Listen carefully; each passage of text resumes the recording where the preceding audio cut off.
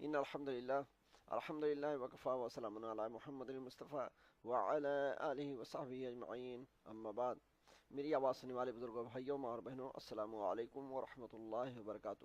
اللہ تبارک و تعالیٰ کا شکر احسان ہے کہ اس نے آج پھر ہمیں اس بات کی توفیق عطا فرمائی کہ میں آپ کی خدمت میں اپنا ویکلی مذہبی پروگرام پیش کروں،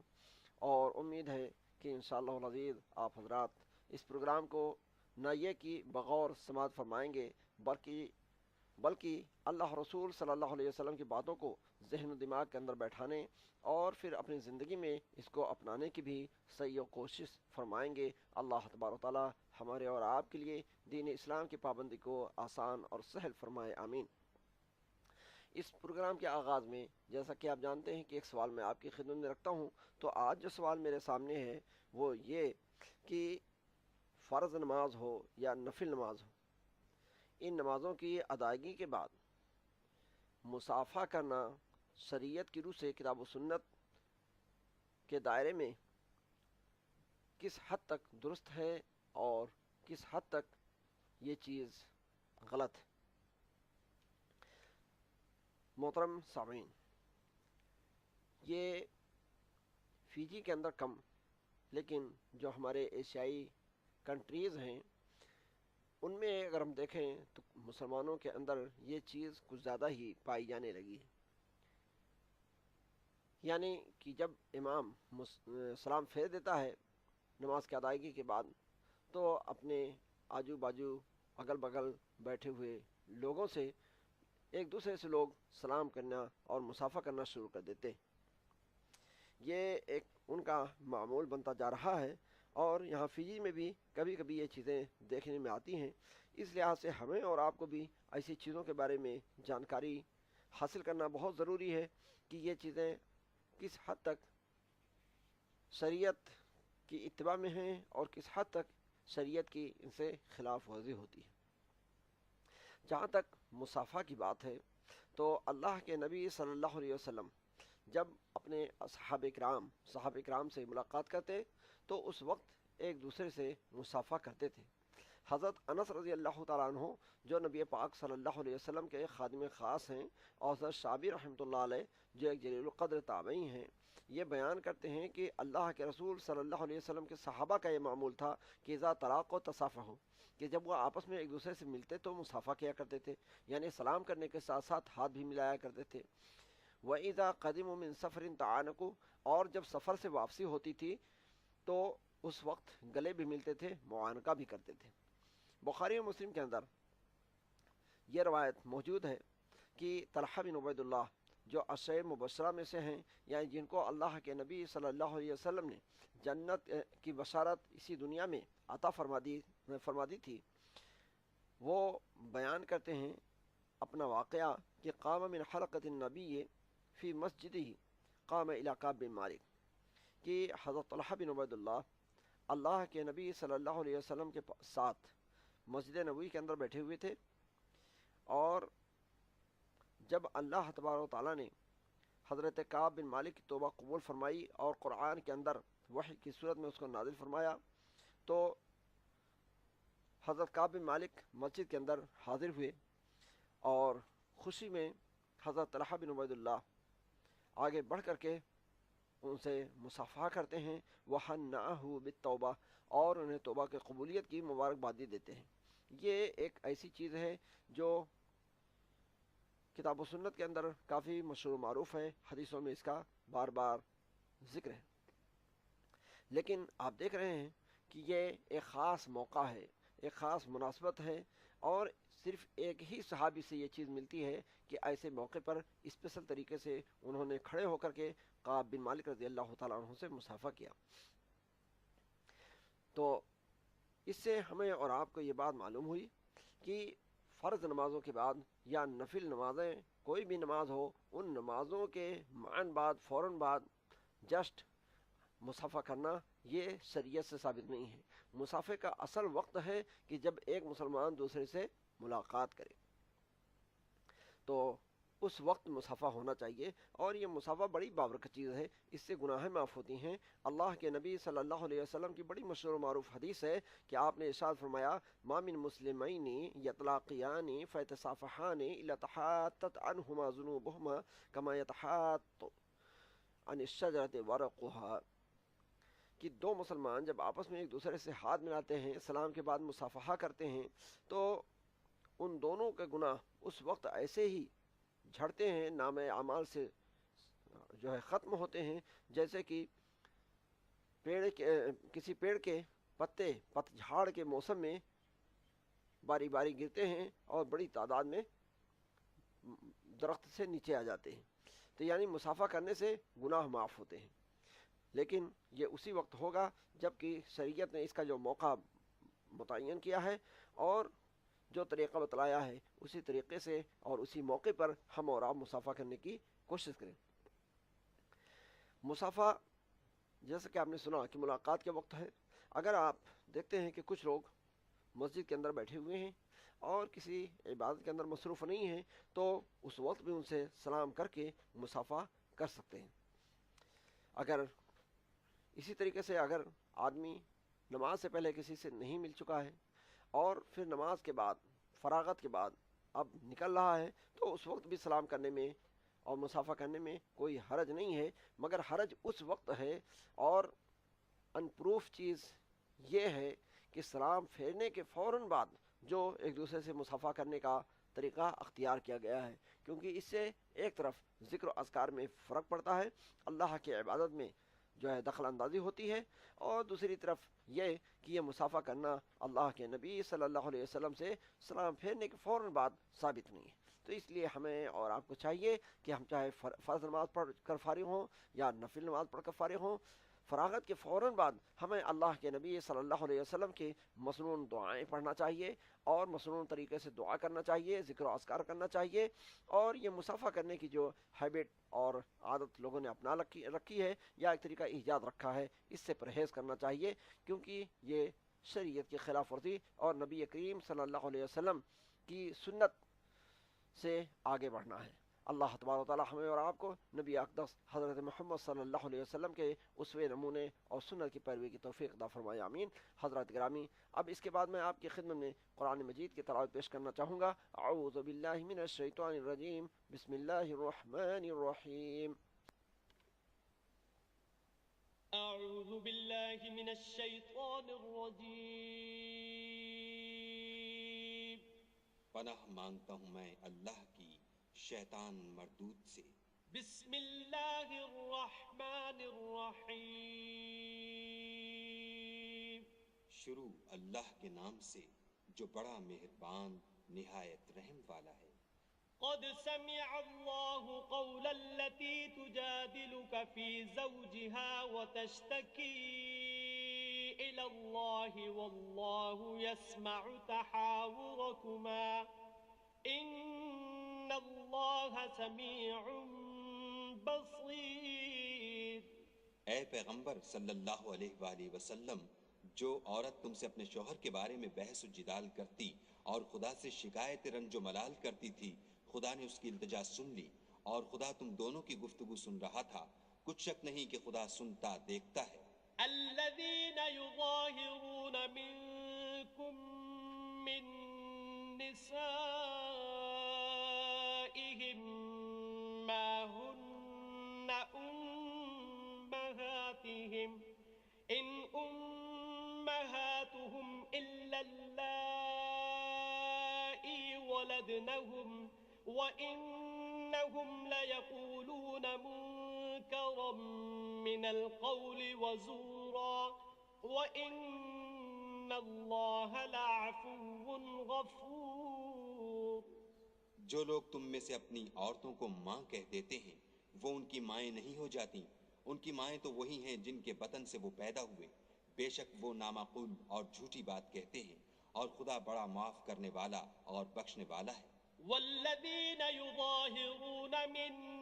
نسائهم ثم يعودون لما قالوا فتحرير رقبة من قبل أن يتماسا، به والله بما تعملون خبير۔ اور جو لوگ اپنی بیویوں کو ماں کہہ بیٹھیں پھر اپنے قول سے رجوع کر لیں تو ان کو ہم بستر ہونے سے پہلے ایک غلام آزاد کرنا ضرور ہے۔ مومنوں، اس حکم سے تم کو نصیحت کی جاتی ہے اور جو کچھ تم کرتے ہو خدا اس سے خبردار ہے۔ فمن لم يجد فصيام شهرين متتابعين من قبل أن يتماسا، فمن لم يستطع فإطعام 60 مسكينا، ذلك لتؤمنوا بالله ورسوله وتلك حدود الله وللكافرين عذاب أليم۔ جس کو غلام نہ ملے وہ مجامعت سے پہلے متواتر 2 مہینے کے روزے رکھے، جس کو اس کا بھی مقدور نہ ہو اسے 60 محتاجوں کو کھانا کھلانا چاہیے۔ یہ حکم اس لیے ہے کہ تم خدا اور رسول کے فرما بردار ہو جاؤ، اور یہ خدا کی حدیں ہیں اور نہ ماننے والوں کے لیے درد دینے والا۔ معزز سامعین، یہ تھی قرآن مجید کی تلاوت اس کے ترجمے کے ساتھ۔ اب آئیے کچھ اور نیک باتیں میں اللہ کے کلام کے مطابق نبی کریم صلی اللہ علیہ وسلم کے ارشاد کے موافق آپ کو سنانے کی کوشش کروں۔ ہم آپ اچھی طرح سے جانتے ہیں کہ یہ دین اسلام زندگی کا دستور العمل ہے۔ یہ ہمیں اللہ تبارک و تعالیٰ نے اس لیے عطا کیا ہے تاکہ ہمارے اندر شرافت، انسانیت اور خوش اخلاقی کی باتیں پیدا ہوں۔ ہم سب ایک دوسرے کے ساتھ پیار و محبت کی زندگی گزارنا اور ایک دوسرے کے حق و حقوق کو پہچاننا اور ادا کرنا جان جائیں، اور دنیا کی کامیابی کے ساتھ ساتھ آخرت کی بھی کامیابی ہمیں نصیب ہو۔ ہمیں اللہ تبارک و تعالیٰ نے اس سلسلے میں مختلف انداز میں باتوں کو سمجھایا اور بتلایا ہے۔ انہی طریقوں میں سے ایک طریقہ ہے تعلیم و تربیت کا۔ یہ تعلیم و تربیت انسان کو خود اپنی آپ کی بھی کرنی ہے، اسلام کی روشنی میں اپنے اہل و عیال کی بھی کرنی ہے، بیوی بچوں کی بھی کرنی ہے، حتیٰ کہ اس کے جو ماتحت اور تابع فرمان لوگ ہیں یا جن اللہ کے بندوں اور بندیوں تک اس کو رسائی حاصل ہو، ان سب کی اسلامی طریقے پر تربیت کرنی ہے، دین کا علم ان کو سکھانا ہے، اور اللہ کے نبی حضرت محمد صلی اللہ علیہ وسلم کا پیغام پہنچانا ہے۔ اس سلسلے میں اللہ تبارک و تعالیٰ نے سورہ تحریم آیت نمبر 6 کے اندر ارشاد فرمایا، اعوذ باللہ من الشیطان الرجیم، یا ایہا الذین آمنوا قوا انفسکم واہلکم نارا وقودها الناس والحجارہ علیہا ملائکۃ غلاظ شداد لا یعصون اللہ ما امرہم ویفعلون ما یؤمرون۔ یعنی اے ایمان والو، تم اپنے آپ کو اور اپنے گھر والوں کو اس آگ سے بچاؤ جس کا ایندھن انسان اور پتھر ہیں، جس آگ پر سخت دل مضبوط قسم کے فرشتے مقرر کیے گئے ہیں، جنہیں جو حکم بھی اللہ تبارک و تعالیٰ دیتا ہے وہ اس میں اس کی نافرمانی نہیں کرتے، بلکہ جو حکم دیا جاتا ہے وہ پورے طور پر بجا لاتے ہیں۔ محترم حضرات، اس آیت کریمہ میں اللہ تبارک و تعالیٰ نے مومنوں کو کچھ نصیحتیں کی ہیں، ان کے فائدے کی باتیں بتلائی ہیں، اور اس میں ایک بات ہمیں بنیادی طور پر جو معلوم ہوتی ہے وہ یہ کہ مومنوں کے ایمان کا اقرار یہی کافی نہیں ہے، کلمہ پڑھ لینا یہی کافی نہیں ہے، بلکہ اس ایمان کے اور اس کلمے کے کچھ مزید تقاضے اور مطالبے ہیں جن کو پورا کرنا مومن مسلمان کے لیے از حد ضروری ہے۔ اور اس آیت کریمہ میں جو باتیں اس تعلق سے بتلائی گئی اور فرمائی گئی ہیں، ان میں پہلی چیز ہے قوا انفسکم، قوا انفسکم، کہ اے مومنو، اے مسلمانوں، مرد ہو یا عورت، تم سب سن لو کہ تم سب کا یہ فرض ہے، ذمہ داری ہے کہ تم اپنے جانوں کو، اپنے آپ کو جہنم کی آگ سے بچانے کی کوشش کرو۔ حضرات گرامی، ایمان لانے کے بعد اس بات کی ضرورت ہوتی ہے کہ انسان اپنے آپ کو آگ سے بچائے، اپنی زندگی میں وہ کام کرے، اپنی زندگی ایسے طریقے پر گزارے جس سے وہ کل آخرت میں جہنم کی آگ سے محفوظ رہے اور بچ جائے۔ اللہ تبارک و تعالیٰ نے اس کا طریقہ قرآن عزیز ہی کے اندر ایک دوسرے مقام پر یوں ارشاد فرمایا ہے، قد افلح من زکاہا وقد خاب من دساہا، کہ یقیناً وہ شخص فلاح پا گیا جس نے اپنے نفس کو نافرمانی، معصیت اور رب کی جو ہے نافرمانی سے پاک رکھا۔ وقد خاب من دساہا، اور نامراد ناکام ہوا وہ شخص جس نے اپنے نفس کو گناہوں میں دبا دیا۔ تو اس سے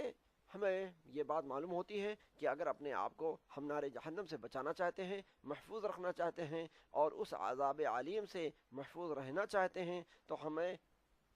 پہلے اسٹیپ پر اپنی خود فکر کرنی چاہیے، اپنے نفس کی فکر کرنی چاہیے، اور اسلامی اور شرعی طریقے پر خود اپنے آپ کی تربیت اور تعدیب کرنی چاہیے، یعنی وہ طریقہ اختیار کرنا چاہیے، وہ اسلامی ادب اپنی زندگی کے اندر اپنانا چاہیے جس کے مطابق زندگی گزار کر کے ہمیں جہنم سے نجات اللہ تعالیٰ دے دے،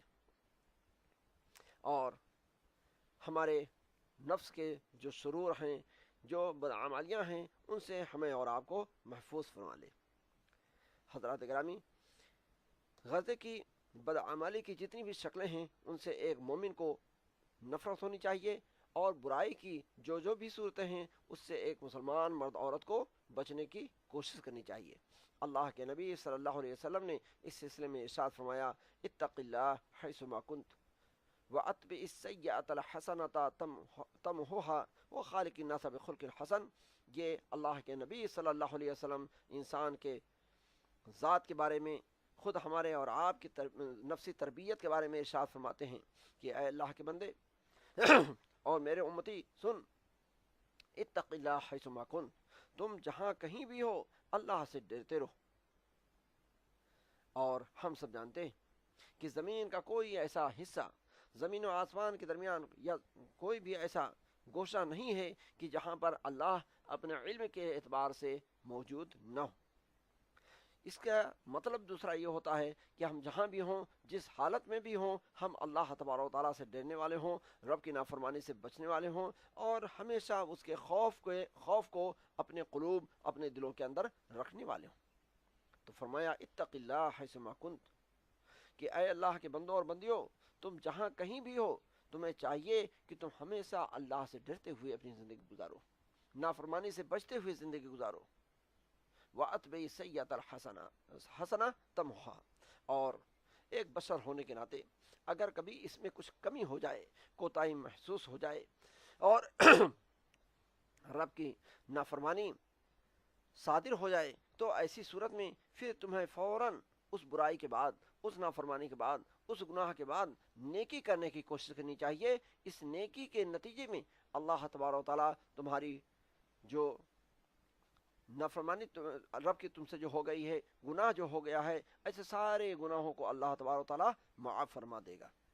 اور فرمایا تیسری چیز، وَخَالِقِ النَّاسَ بِخُلْقٍ حَسَنٍ، اور لوگوں کے ساتھ ہمیشہ اچھے اخلاق سے پیش آؤ۔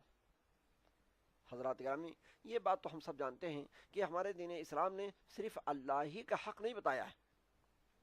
بلکہ اللہ تبارک و تعالیٰ کے حقوق کے ساتھ ساتھ بندوں کے بھی حقوق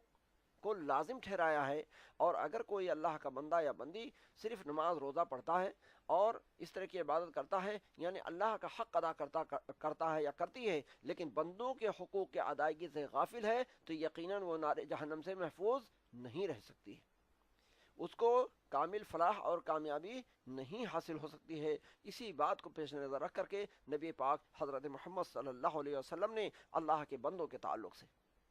انسانوں کے تعلق سے، ہمارے آپ کے تعلق سے ارشاد فرمایا کہ خالق الناس بخلق حسن، کہ اپنی زندگی کے اندر ہمیشہ خوش اخلاقی کو اپناتے رہو۔ جو بھی اللہ کا بندہ یا بندی تمہارے سامنے آ جائے، تمہارا اس سے سابقہ پڑ جائے، جس کے ساتھ بھی تم رہ رہے ہو، زندگی گزار رہے ہو، اس کے ساتھ ہمیشہ تمہیں خوش اخلاقی کا برتاؤ کرنا چاہیے، حسن سلوک کا برتاؤ کرنا چاہیے، اچھے طریقے سے پیش آنا چاہیے، خوش معاملگی کا طریقہ اختیار کرتے رہنا چاہیے۔ ایک دوسرا مطلب اس حدیث سے ہمیں یہ بھی معلوم ہوتا ہے کہ ایک مومن، ایک مسلمان کو ہمیشہ اپنے اعمال کا جائزہ لیتے رہنا چاہیے، محاسبہ کرتے رہنا چاہیے کہ ہم سے کہاں تک اچھے کام ہو رہے ہیں اور کہاں تک ہم کوتاہی ہو رہی ہے، کہاں تک ہم اللہ رسول صلی اللہ علیہ وسلم کی اطاعت و فرمانبرداری کر رہے ہیں اور کہاں تک اس میں سستی ہو رہی ہے۔ پھر محاسبہ کرنے کے بعد نیکیوں کی طرف بڑھنا چاہیے، اور اگر کبھی ایک بشر ہونے کے ناطے کچھ شر ہو جائے، نافرمانی ہو جائے، دین اسلام کے سلسلے میں کچھ غفلت ہو جائے، تو پھر اس کی جگہ پر ہمیں اور ایک قدم آگے بڑھ کر کے نیکیوں کے زیادہ زیادہ کر لینے کی کوشش کرنی چاہیے کہ یہ نیکیاں اچھائیاں برائیوں کو، خطاؤں کو، غلطیوں کو، گناہوں کو معاف کرنے کا ذریعہ بن جاتی ہیں، اور یہ نیکیاں برائیوں کو مٹا دیتی ہیں۔ تو اس لیے ہمیں ہمیشہ بھلائیوں کی طرف سبقت کرنا چاہیے، اور اپنی خرابیوں کو جو ہے بتدریج دور کرتے رہنے اور پورے طور پر ان سے بچے رہنے کی کوشش کرتے رہنا چاہیے۔ تو یہ تو ہماری اور آپ کی زندگی سے متعلق اللہ تبارک و تعالیٰ نے، ہمارے پرسنل اور ذاتی معاملات سے متعلق اللہ تبارک و تعالیٰ نے ارشاد فرمایا۔ اسی طرح سے سورہ حشر کے اندر ارشاد فرمایا، یا ایھا الذین آمنوا اتقوا اللہ ولتنظر نفس ما قدمت لغد، یا ایمان والو تم اللہ سے ڈرو، اور ہر کوئی کو چاہیے کہ وہ آنے والے کل یعنی روز آخرت کے لیے فکر کرے کہ اس کے لیے اس نے کیا اعمال بھیجے، کس طرح کے اعمال بھیجے، کتنی نیکیاں کی ہیں اور کتنی اطاعت و فرمانبرداری یا اللہ تبارک و تعالیٰ کی عبادت کی ہے۔ اس سب کا محاسبہ اور جائزہ لیتے رہنا چاہیے، اور زیادہ سے زیادہ اللہ تبارک و تعالیٰ کی اطاعت و بندگی بجا لانا چاہیے۔ حضرات گرامی، سورہ تحریم کی جو شروع میں آیت پڑھی گئی تھی، اس میں دوسرا ٹکڑا ہے وَأَهْلِيكُمْ نَارًا، کہ اے مومنو، اے مومن مردوں اور عورتوں، تم اپنے اہل و عیال کو، گھر والوں کو، اہل خانہ کو بھی آگ سے بچانے کی کوشش کرو۔ حضرات گرامی، دراصل یہ آیت کا ٹکڑا ہمارے بھائیوں اور بزرگوں سے خاص طور پر زیادہ متعلق ہے، جو گھر کے اغوا پیشوا ہیں ان سے خاص طور پر زیادہ یہ آیت کا ٹکڑا ان پر یہ لاگو ہے۔ یعنی اللہ تبارک و تعالیٰ ارشاد فرماتا ہے کہ اہل و عیال میں جو بھی افراد ہیں، سب کے بارے میں انسان کو جیسے دنیا کی فکر ہوتی ہے، آخرت کی بھی فکر ہونی چاہیے۔ انسان کے بھائی ہوں، بہن ہوں، بیوی ہوں، بچے ہوں، جو بھی لوگ ہیں گھر میں، ماں باپ ہوں، کوئی بھی ہوں، ہر ایک کے بارے میں جو گھر کا ذمہ دار ہے، اغوا ہے، اس کو فکر ہونی چاہیے کہ ہم تو نماز پڑھنے جاتے ہیں، ہم تو جھوٹ غیبت چغلی سے اپنی زبان کو بچاتے ہیں، اور اس طرح سے نیکیوں کے کرنے میں ہم بڑھ چڑھ کے حصہ لیتے ہیں، لیکن یہ ہمارے جو دوسرے گھر کے افراد ہیں، کیا یہ بھی اسی طرح کی نیکوں کی سی زندگی گزارتے ہیں یا ان سے کوتاہیاں ہو رہی ہیں؟ پھر جیسا کچھ محسوس کرے، اگر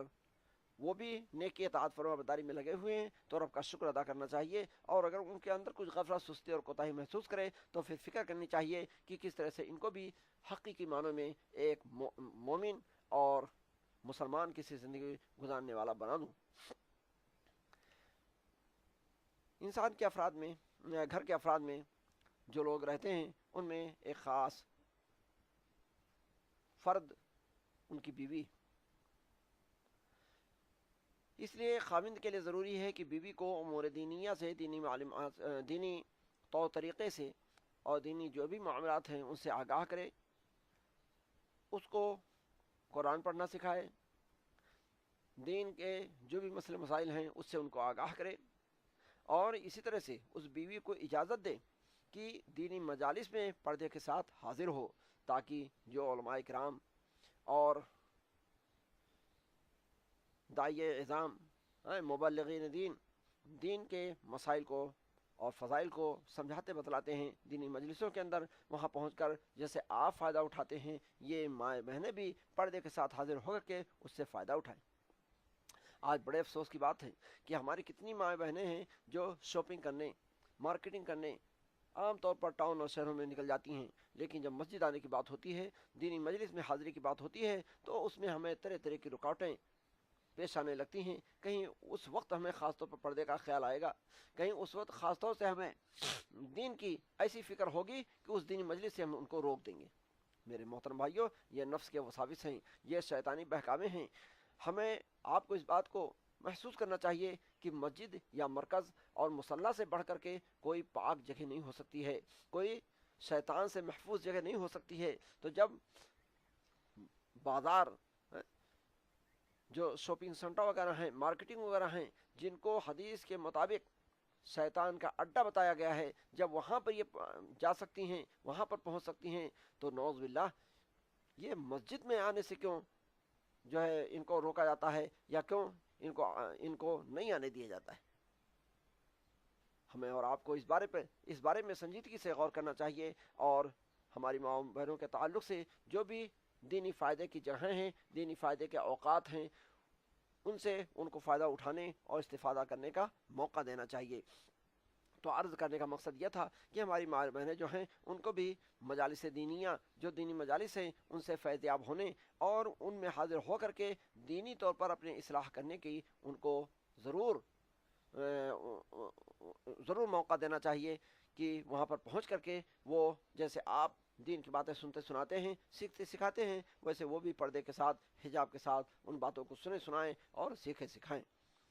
اللہ کے نبی صلی اللہ علیہ وسلم نے ماں اور بہنوں کے تعلق سے ان کے حقوق کے سلسلے میں ایک مرتبہ یوں ارشاد فرمایا، الا واستوصوا بالنساء خیرا فانما ہن عوان عندکم، یہ صحیح مسلم کی روایت ہے، یعنی اے لوگو خبردار رہو کہ عورتوں سے اچھا سلوک کرتے رہو، یہ تمہارے پاس اللہ کے حکم سے قیدی کی حیثیت سے بنائی گئی ہیں۔ میرے محترم بھائیوں، یعنی اللہ تبارک و تعالیٰ نے ان کو تمہارے ماتحت دیا ہے، یہ تمہارے حکم کی فرمانبردار ہیں، لہذا ایسا نہ ہو کہ تم اس تعلق سے ان کے ساتھ زیادتی کرو اور ان کے حقوق کی حق تلفی کرو، بلکہ جسے اپنے حقوق کا خیال رکھتے ہو ویسے ان کے بھی حقوق کا خیال اور لحاظ ہونا چاہیے، دنیا کے اعتبار سے بھی اور دین کے اعتبار سے بھی، کسی طریقے پر ان کے حقوق کی حق تلفی نہ ہونے پائے۔ اہل خانہ میں دوسرے جو افراد ہیں ان میں ہمارے بچے ہیں۔ بچے ہم جانتے ہیں کہ یہ قوم کے لیے ایسے ہی ہیں جیسے کہ انسان کے جسم میں ریڑھ کی ہڈی ہوتی ہے، بیک بون ہوتی ہے، یعنی یا آگے چل کر کے یہی قوم کا ظاہری سہارا بننے والے ہیں۔ اس لیے ہمیں اپنے بچوں کی تعلیم و تربیت پر خصوصی توجہ دینی چاہیے، ان کو عادت ڈالی جائے کہ وہ فرائض ہیں، سنن ہیں، اس کے پابند بنیں، اور دین اسلام نے جو زندگی کا طریقہ سکھلایا ہے اس کے پابند بنیں، خوش اخلاقی کے ساتھ زندگی گزارنا سیکھیں۔ اللہ کے نبی صلی اللہ علیہ وسلم نے جو بڑوں کے اکرام کی تعلیم دی ہے وہ ان کے زندگی کا ایک پارٹ بن جائے، اور اسی طریقے سے نماز روزے کی پابندی کے ساتھ حقوق العباد کے بارے میں وہ پورے طور پر جو ہے پابند ہوں۔ اللہ کے نبی صلی اللہ علیہ وسلم نے اس تعلق سے ایک مرتبہ یوں ارشاد فرمایا کہ اکرموا اولادکم واحسنوا آدابہم فإن اولادکم ہدیۃ الیکم۔ ابن ماجہ کی روایت ہے کہ اللہ کے نبی صلی اللہ علیہ وسلم نے ارشاد فرمایا کہ اپنی اولاد کی عزت کرو، ان کو اچھے آداب سکھلاؤ، بے شک یہ تمہاری اولاد اللہ کی طرف سے تمہارے لیے ایک تحفہ ہے۔ حضرات گرامی، وقت کی تنگی کے تحت سے ایک آخری بات اس تعلق سے میں اور آپ کے سامنے پیش کر دوں، وہ یہ کہ صرف بیوی، اولاد اور گھر کے خصوصی ریلیٹیو اور رشتہ دار، صرف انہی کے تعلق سے ہماری ذمہ داری نہیں ہے، بلکہ ہماری ذمہ داری ان اللہ کے بندوں کے تعلق سے بھی ہے جو ہماری فیکٹری، کارخانہ یا کمپنی کے اندر کام کرتے ہیں۔ ان کے بارے میں بھی ہمیں دینی طور پر بھی فکر کرنی چاہیے۔ اگر وہ صاحب ایمان نہیں ہیں تو ان کے ایمان عقیدے کی درستگی کے بارے میں حکمت سے کام کرنا چاہیے، اور اگر وہ مومن مسلمان ہیں تو پھر ان کے اعمال کے بارے میں فکر کرنی چاہیے کہ کس طریقے سے وہ بھی آپ کی طرح خوش اخلاق بن جائیں اور اعمال صالحہ کے انجام دینے والے بن جائیں۔ اللہ کے نبی صلی اللہ علیہ وسلم نے اس سلسلے میں ایک جنرل حکم فرمایا ہے کہ کلکم رائن وکلکم مسئول عن رعیتہ، کہ اللہ کے بندو تم سب جان رکھو کہ تم سب ذمہ دار بنائے گئے ہو، تم سب ذمہ دار بنائے گئے ہو، اور ہر ایک سے اس کی رعیت، اس کی ذمہ داری کے بارے میں سوال کیا جائے گا۔ یعنی جو بھی آپ کے ماتحت لوگ ہیں، جو بھی آپ کے تابع فرمان لوگ ہیں،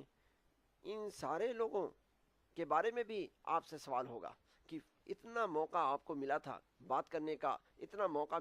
ملا تھا آپ کو اس کے اعمال کا جائزہ لینے کا، آپ نے کہاں تک اس سلسلے میں فکر کی، اور پھر جو آپ کو شریعت کے خلاف اعمال نظر آئے، شریعت کی خلاف ورزیاں نظر آئیں، ان کے بارے میں کس حد تک فکر کی. تو اس لیے ہمیں ہمارے جو نوکر چاکر ہوں، خادم ہوں یا دوست احباب ہوں، ہر ایک کے بارے میں بھی ہمیں فکر کرنے کی ضرورت ہے کہ یہ بھی کیسے اللہ والے بن جائیں اور دین اسلام کے پیروکار بن جائیں. تو حضرات گرامی، یہ تعلیم و تربیت کا فریضہ ایک اہم فریضہ ہے. اللہ تبارک و تعالیٰ سے دعا ہے کہ پروردگار عالم ہمیں ذاتی طور پر اور اہل خانہ اور خاندانی طور پر، اسی طرح سے سارے انسانوں کے لیے انسانی طور پر اس فریضے کے انجام دہی کی ہمیں توفیق عطا فرمائے. اور اللہ تبارک و تعالیٰ نے اس آیت کریمہ کے اندر جس طرح سے ہم اپنی ذات اور اپنے اہل خانہ کے بارے میں ایک خصوصی حکم دیا ہے، تو تعلیم و تربیت کے تعلق سے ہمیں اور آپ کو اس سلسلے میں فکر کرنے کی توفیق عطا فرمائے. آمین. وآخر دعوانا ان الحمد للہ رب العالمین. والسلام علیکم ورحمۃ اللہ وبرکاتہ.